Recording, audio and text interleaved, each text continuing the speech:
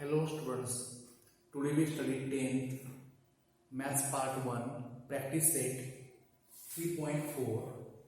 आता practice set 3.4 मध्ये काय पहा, ऍप्लिकेशन ऑफ एपी म्हणजे वर्ड प्रॉब्लेम्स आहेत. अतिशय सोपं असतं. आता काय करायचं आहे बघा, हे वर्ड प्रॉब्लेम मध्ये येण्याकरता पहिल्यांदा तुम्हाला दोन फॉर्म्युले माहीत असणं गरजेचं आहे. फर्स्ट फॉर्म्युला बघा, Tn is equal to a plus in bracket n minus 1 into d. हा एक फॉर्म्युला माहीत असणं गरजेचं आहे. आणि त्याचबरोबर सेकंड फॉर्म्युला कोणता बघा, Sn sum of first n terms of N AP n upon 2 in bracket 2a plus again in bracket n minus 1 into d. हे दोन फॉर्म्युले तुम्हाला माहीत असतील. आणि थोडा कॉमन सेन्स म्हणजे एक्झाम्पल मध्ये दिलेल्या इन्फॉर्मेशन नुसार आपल्याला n ची एक व्हॅल्यू आपल्याला एक्झाम्पल मध्ये सांगितलेलं असते. ती व्यवस्थित काळजीपूर्वक घेतली तर आपल्याला एक्झाम्पल सोडवणं इझी होतं. ठीक आहे. आता काय करायचं बघा, आपण फर्स्ट एक्झाम्पल पाहूया.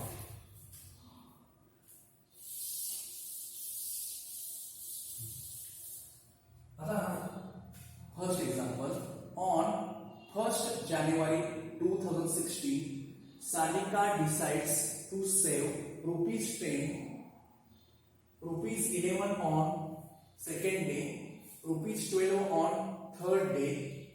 If she decides to save like this, then on 31st December 2016, what would be her total saving? आता या क्वेश्चन मध्ये अगदी इझी क्वेश्चन आहे. काय करायचं बघा, आता पहिल्यांदा इन्फॉर्मेशन मध्ये म्हणजे एक्झाम्पल मध्ये काय दिलं हे थोडं पाहूया. बघा, 1 जानेवारी 2016 सानिकाने ठरवलं की ती पहिल्या दिवशी 10 रुपयाची बचत करणार. सेव म्हणजे बचत, 10 रुपयाची बचत करणार. बघा, पहिल्या दिवशी 10 रुपयाची बचत करणार आहे. काय सांगितलं पुढं, ₹11 ऑन सेकंड डे म्हणजे दुसऱ्या दिवशी ती 11 रुपये वाचवणार आहे. बघा, पहिल्या दिवशी 10 रुपये, दुसऱ्या दिवशी 11 रुपये, ₹12 ऑन थर्ड डे तिसऱ्या दिवशी 12 रुपये. या प्रकारे ती बचत करणार आहे. असं त्यांनी ठरवलंय कधी, 1st जानेवारी 2016.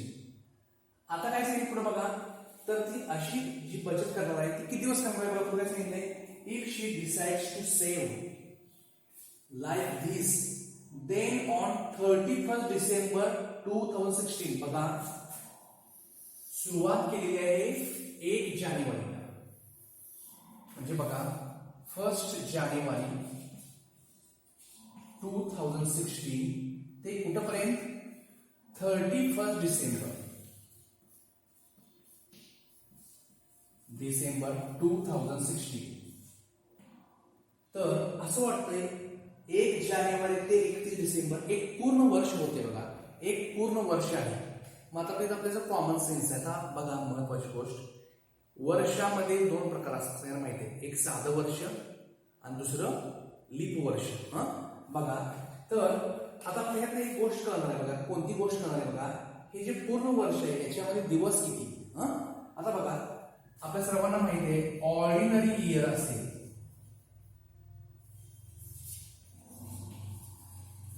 त्याच्यामध्ये काय असतात, 365 डेज असतात. आणि लीप इयर असेल तर त्याच्यामध्ये काय असतात, 366 डेज असतात. आता ऑर्डिनरी इयर आणि लीप इयर, आता बघा, लीप इयर आहे का नाही कसं ओळखायचं बघा. एकच पद्धत टेक्निक सांगतोय, बाकीच्या जास्त टेक्निक न सांगता जे आपले इयर आहे त्या वर्षाला फक्त काय करायचं, 4 ने भागावायचा. जर पूर्णपणे भाग गेला तर ते लीप वर्ष आहे. बाकीचं काही सांगायची गरज नाही. आता बघा, आता आपलं हे जे पूर्ण वर्ष आहे ते लीप इयर असेल तर 366 डेज घ्यायचं. म्हणजे n आपलं किती घ्यायचं, लीप इयर असेल तर 366, ऑर्डिनरी इयर असेल तर n इक्वल टू 365 घ्यायचं. आता बघा, 2016 याला 4 ने जर डिवाइड केलं, 4 ने भागलं, मी थोडं वर करतोय तर दिसणार नाही तुम्हाला. बघा, किती 2016ला 4 ने भागलं. 4×5 पहिले 0 उतरून घेतले, परत 1 4 0 0 राहिले 1 उतरून घेतले, परत किती 6 4 4 16. याचा अर्थ काय, भाग पूर्णपणे गेला. याचा अर्थ हे लीप इयर आहे, म्हणजे लीप वर्ष आहे. लीप वर्ष याचा अर्थ काय, वर्ष त्या वर्षामध्ये 366 दिवस. याचा अर्थ फेब्रुवारी जो महिना आहे तो 29 दिवसांचा. ठीक आहे. आता काय करूया बघा, आता एक्झाम्पल मध्ये काय करायचं थोडक्यात लक्ष. एन तर कळलं लीप इयर आहे, त्यामुळे एन 366 घ्यायचं आहे. मग असंच तुमच्या एक्झाम्पल मध्ये काहीतरी माहिती सांगितलेलं असते, त्या माहितीनुसार काय करायचं, ए डी आणि एन ह्या 3 व्हॅल्यू आपल्याला फाइंड करायचे. आता बघा काय करायचं, याच्यामधून तुम्हाला अशी सेविंग साही करणार आहे. तर यातून आता हे एपी मध्ये आहे का बघा बरं, पहिल्या एपी मध्ये आहे का बघा, हे 10 11 बघा 10 11 12 काय आहे, 10 इथे पुढे 11 आहे प्लस 1, 10 प्लस 1 11 होतं, 11 प्लस 1 12 होतं. हे एपी मध्ये आहे. आता मग लिहायचं कसं बघा, आन्सर तुम्हाला थोडक्यात सांगतो. काय करायचं बघा, लक्ष द्या. आता एपी तयार झालेलं आहे, इज इन एपी म्हणायचं. एवढं झाल्यावर एपी मध्ये असेल तर ए किती आहे, इथं फर्स्ट टर्म 10 होणार आहे. डी यातून 11 मायनस 10 जर केलं तर डी तुम्हाला 1 मिळणार आहे. आणि पूर्ण वर्ष सेव्हिंग करणार, याचा अर्थ बचत पूर्ण वर्ष म्हणजे एन इक्वल टू 366 घ्यायचं आहे लीप वर्ष असल्यामुळं. आता काय म्हणते बघा, आता टीएन काढा, म्हणजे टीएन ची व्हॅल्यू म्हणजे टीएन चा फॉर्म्युला बनायचं एसएन चा बघा. व्हॉट वुड बी हर बघा, हर टोटल सेव्हिंग. टोटल सेव्हिंग म्हटलं तर ह्या सर्वांची बेरीज करणार आहे, त्यामुळे एसएन हे बघा करायचंय, एसएन चा फॉर्म्युला यूज करायचा आहे. आणि त्याच्यामध्ये ए डी आणि एन या 3 व्हॅल्यू ठेवायचे. सगळ्यांना बेसिक माहिती कळली असेल, कळतंय. आता काय करायचं आहे, मग आपला आन्सर येणार. आता आन्सर व्यवस्थित लिहूया. आन्सर व्यवस्थित काय करायचं आहे, आन्सर लिहिण्याच्या 2-3 पद्धती आहेत. आता आपला मार्क जाईल नको आणि उत्तर तर चांगलं वाटलं पाहिजे असं आपण मेथड लिहूया, आणि तुम्हाला त्रास पण व्हायला नको. आता बघा, स्टँडर्ड 2 मेथड माझ्याजवळ आहेत. एक आन्सर द्यायचं स्टँडर्ड आणि दुसरं मीडियम. ऐका, मार्क तर जायला नको. आता सामान्य मुलाला उत्तर येण्याकरता मी काय म्हणते बघा, आता प्रश्न वाचलाय. On 1 January 2016 Sanika decides to save ₹10, ₹11 on second day, ₹12 on third day असं म्हणते बघा. मग मी लिहू शकतो सानिका डिसाइड्स, इथून सुरुवात करतो असं. बघा, सानिका decides to save ₹10 बघा, ₹11 ऑन सेकंड डे म्हणलेला आहे. मग मी असं लिहू शकतो ₹10 on first day, ₹10 on first day, ₹11 on second day, ₹12 on third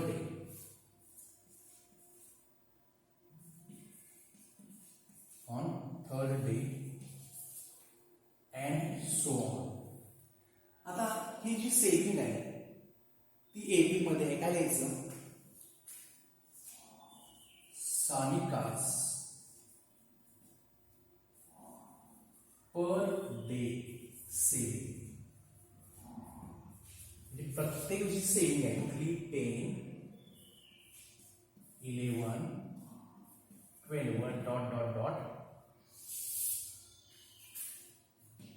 is in AP. आता हे एपी मध्ये असेल तर ए डी लिहायचं, बरोबर आहे का. मी काय करतो बघा, लक्ष द्या व्यवस्थित. Here A equal to 10, equal to 11 minus 10 is equal to 1.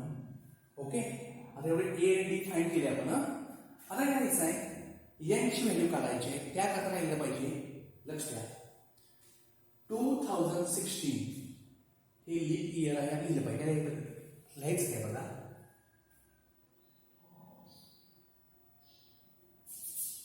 Year 2016 is a leap year. ये 2016 हे जे वर्ष आहे ते लीप वर्ष आहे. हा, there are 366 days in a leap year.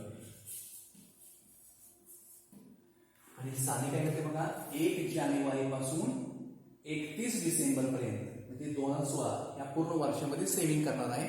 तेव्हा आपल्याला एन किती घेतलं पाहिजे, तर therefore we take n equal to 366.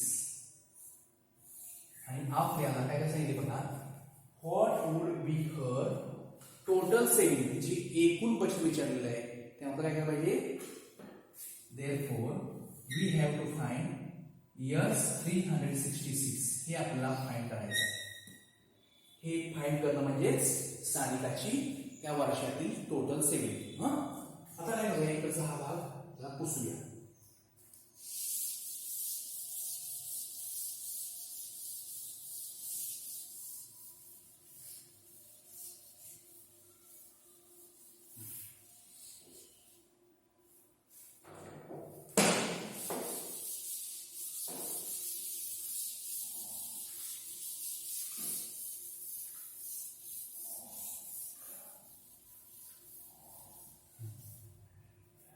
टीएनचा पूर्ण वापरायचं का एसएनचा सर्वांना माहितीच आहे. काय सांगितलं, टोटल सेव्हिंग विचारलेली आहे तर एसएनचा वापरायचा. मग लिहूया द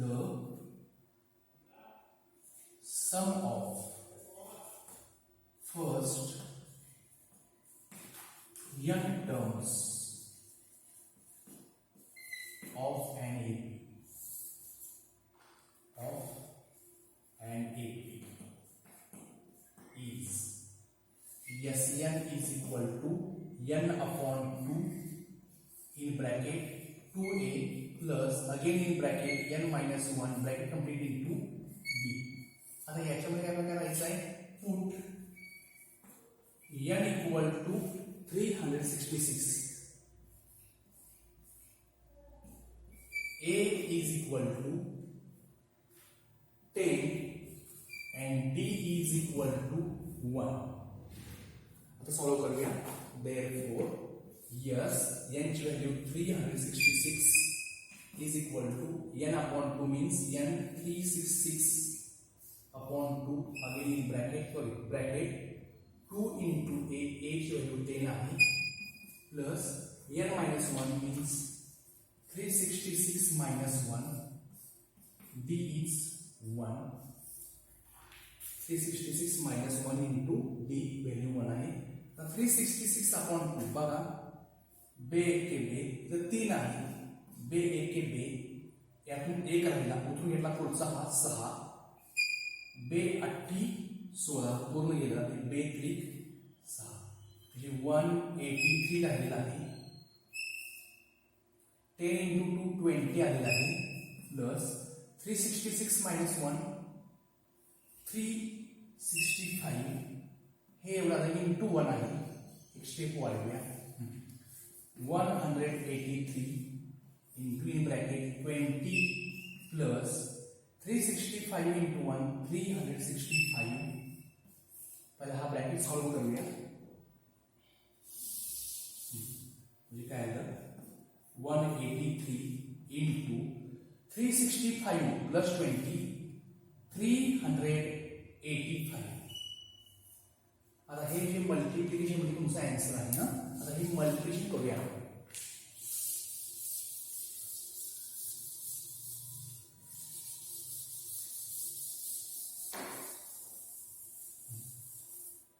बघायचे 183 इंटू 385. आता बघा 5 त्रिक 15, अच्छा 1, 55 एक 40 आणि 41, अच्छा 4, 5 एक 1 5, 5 आणि 4 9. आता इथं असं घेतलं 8 न गुणायचं. आता 8 त्रिक 24, अच्छा 2, 8 8 64, 65 66, अच्छा 6, 8 1 8, 8 आणि 6 14. आता शतकस्थान इथं गुणायचं आहे. 3 त्रिक 9, 3 8 24, 3 1 3 4 5. आता ॲडिशन करूया. हे 5 आलं. 4 + 1 5, 9 + 6 15, 15 + 9 24, 4 + 4 8 + 2 10, 5 1 + 5 6 7. म्हणजे काय लिहू शकतो आपण इथं? हे यस, हे काय आहे बघा 70,455.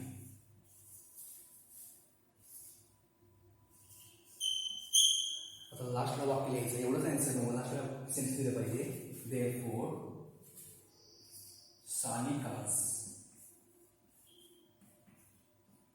Total saving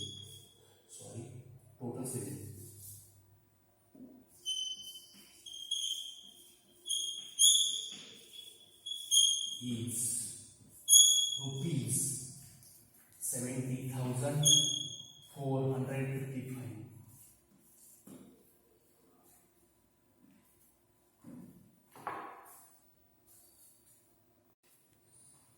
then question number 3. आपण फर्स्ट क्वेश्चन झाल्यानंतर थर्ड क्वेश्चन घ्यावे, कारण ते दोन्ही एकसारखे आहेत. क्वेश्चन नंबर 2 आपण नंतर घेऊया. Third question. Sachin invested in a national savings certificate scheme. In the first year, he invested ₹5,000. जे पहिल्या वर्षी त्याने 5,000 रुपये गुंतवले. In the second year, दुसऱ्या वर्षी बघा ₹7,000. In the third year, ₹9,000 and so on. म्हणजे सचिनने काय केले बघा, राष्ट्रीय बचत प्रमाणपत्रामध्ये गुंतवणूक केलेली आहे. त्याने पहिल्या वर्षी किती बघा 5,000 रुपये गुंतवले. पहिल्या वर्षी 5,000, दुसऱ्या वर्षी किती 7,000 रुपये गुंतवले, तिसऱ्या वर्षी 9,000 रुपये गुंतवले. आता आपल्या सर्वांना एक गोष्ट कळते का बघा, पहिल्या वर्षी किती 5,000 रुपये गुंतवले, दुसऱ्या वर्षी किती सेकंड इयरला बघा 7,000, 7,000 रुपये गुंतवले, तिसऱ्या वर्षी 9,000 रुपये गुंतवले. अशा प्रकारे गुंतवणूक सांगितली. आता सर्वांना दिसते का बघा, एपी मध्ये आहे का 5,000, 7,000, 9,000, 2-2 हजारचा फरक आहे एपी मध्ये आहे. आपण लिहू शकतो इज इन एपी. आणि हे एपी मध्ये असल्यामुळं ए आणि डी आपल्याला लिहिता येईल. इथं ए किती मिळेल बघा, ए = 5,000 मिळणार, first term 5,000.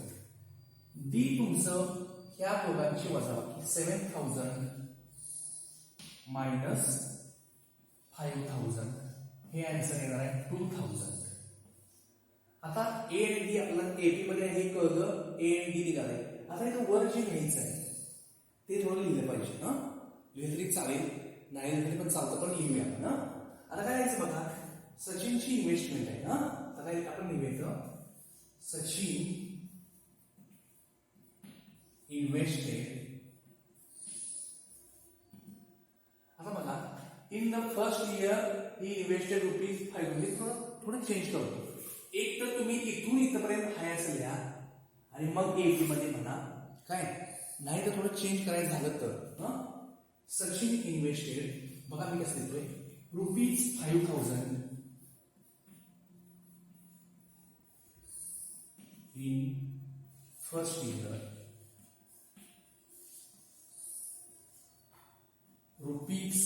₹7,000 in second year,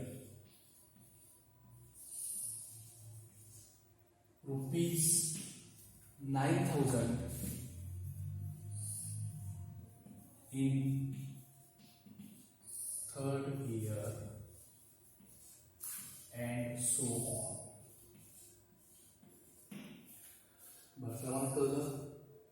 तुम्हाला तुम्ही त्रास व्हायला हे वाक्य लिहिताना डायरेक्ट तुम्ही हे एपी इथून सुरुवात केली पण चालू शकतं. ठीक आहे.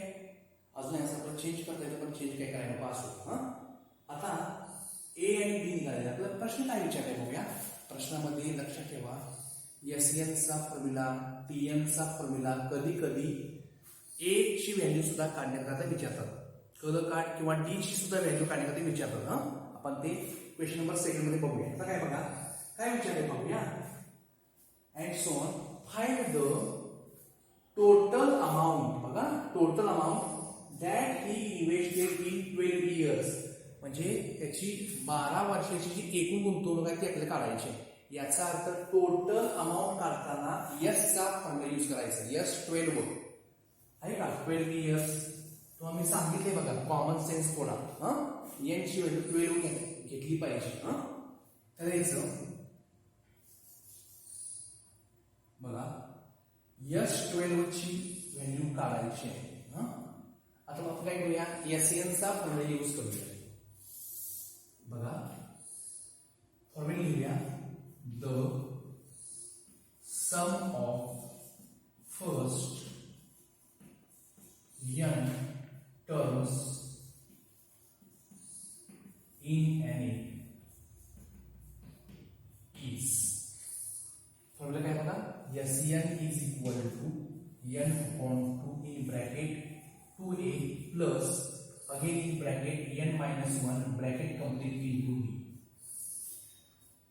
Again bracket complete.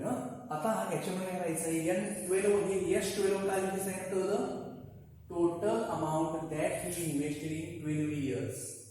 त्यामुळं एन ची व्हॅल्यू 12 आलेली आहे. आता बघा काय करूया यात लिहूया पुट एन इक्वल टू 12.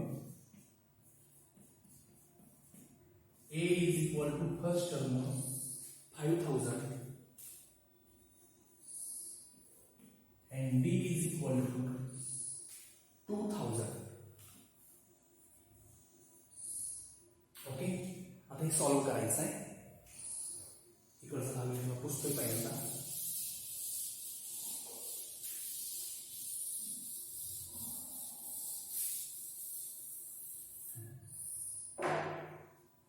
आता बघा हे यस एन ची व्हॅल्यू 12 आहे. Yes 12 is equal to N upon 2 म्हणजे 12 upon 2 in bracket 2a means 2 into a ची व्हॅल्यू 5000 आहे बघा 5000 plus again in bracket n 12 minus 1 into d ची व्हॅल्यू 2000 ब्रॅकेट कंप्लीट. आता ह्या साईड लिहूया यस 12 इक्वल टू आता बघा 12 अपॉन 2 हे काय येणार 6 येणार आहे. इंटू घ्यायची गरज नाही. 5000 इंटू 2 5000 गुणिले 2 हे येणार 10000. बघा आता काय करायचं प्लस 12 मायनस 1 काय येणार 11 इंटू किती आहे 2000. आता हे 6 10,000 आहे असं प्लस 11 दुनी 22 आणि त्याच्यावर 1 2 3 झिरोज घेऊया. आता बघा हे 22,000 आणि हे 10,000 काय होणार 6 इंटू ब्रॅकेट काय आहे बघा 10,000 22,000 काय येणार 32,000 येणार आहे. आता या दोघांचा गुणाकार 6 म्हणजे बघा 3 शून्य आहे आयस दिल्या 3 शून्य 6 दुनी 12 अच्छा ये 6 त्रिक 18 ने 19 यस 12. म्हणजे बघा सचिनची जी गुंतवणूक आहे 12 वर्षातली खूप चांगली गुंतवणूक आहे. 1,92,000 आपण घेऊया. आता काय म्हणलं total amount that he invested in 12 years मध्ये. तर ही म्हणजे कोण सचिन. मग आपण चेंज करू शकतो किंवा आहे असं वापरलं. आता चेंज करायला राहू दे तुम्हाला त्रास द्यायला नको. बाहेरचं वाक्य लिहिलं काय लिहायचं देअरफॉर टोटल इन अमाउंट ही म्हणजे दॅट ही म्हणजे कोण Sachin invested in 12 years is आता हे रुपीज आहे लक्ष ठेवा रुपीज दिलं पाहिजे ना याचं रुपीज 1,92,000 अजून तुम्हाला थोडं चेक करू वाटत करू शकता ओके